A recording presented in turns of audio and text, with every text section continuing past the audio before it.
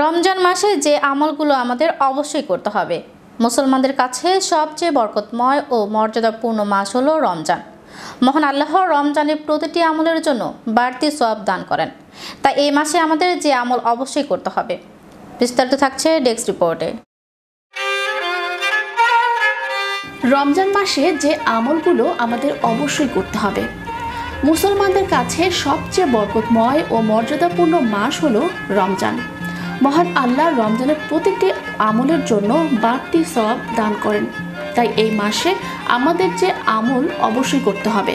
এই মাসে অধিক পরিমাণ আমলের মাধ্যমে বিপুল সওয়াব অর্জনের সুযোগ রয়েছে। এই মাসে ইবাদতের জন্য অন্য সব ব্যস্ততা কমিয়ে দেন মুসলমানরা।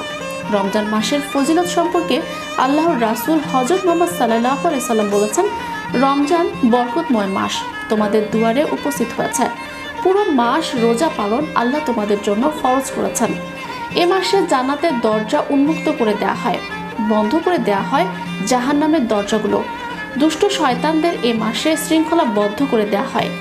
এ মাসে আল্লাহ কর্তৃক একটি রাত প্রদত্ত হয়েছে, যা হাজার মাস থেকে উত্তম। যে এর কল্যাণ থেকে বঞ্চিত হলো, সে মহা কল্যাণ থেকে বঞ্চিত হলো। রমজানের যে আমলগুলো অবশ্যই করবেন। 5 ওয়াক্ত ফরজ নামাজ ও নফল নামাজ পুরো বছরের নিয়মিত আমল হলেও রমজানে এর প্রতি বিশেষ গুরুত্ব দিয়ে থাকেন মুসলমানরা। অনেকে সারা বছর অনিয়মিত নামাজ আদায় করলেও রমজানে নিয়মিত হয়ে যান। রমজান মাসে জামাতের নামাজ পড়ার প্রতি গুরুত্ব আরোপ করেছেন মহানবী সাল্লাল্লাহু আলাইহি ওয়াসাল্লাম।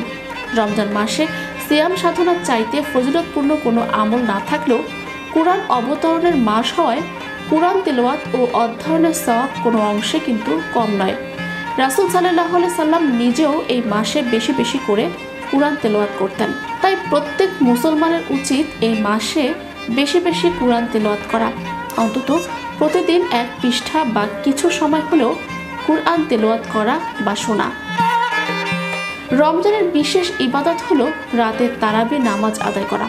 এশা নামাজের পর এই নামাজ আদায় করতে হয়। তারাবির সঙ্গে অন্যান্য নফল সুন্নত নামাজ ও ইবাদতগুলো নিয়মিত আদায় করা উচিত। রাসূল সাল্লাল্লাহু আলাইহি সাল্লাম বলেন, যে ব্যক্তি ঈমানের সঙ্গে সওয়াবের আশায় রমজানের রাতে তারাবির নামাজ আদায় করে, তার অতীতের গুনাহ ক্ষমা করা হয়। তিনি আরও বলেন, যে ব্যক্তি ঈমান ও সওয়াবের আশায় রোজা রাখেন, তারাবির নামাজ পড়েন এবং কদরের রাতে জাগ্রত থেকে আল্লাহর ইবাদত করেন, তার পূর্বের সব গুনাহ মাফ হয়ে যায়। Channel Europe news desk.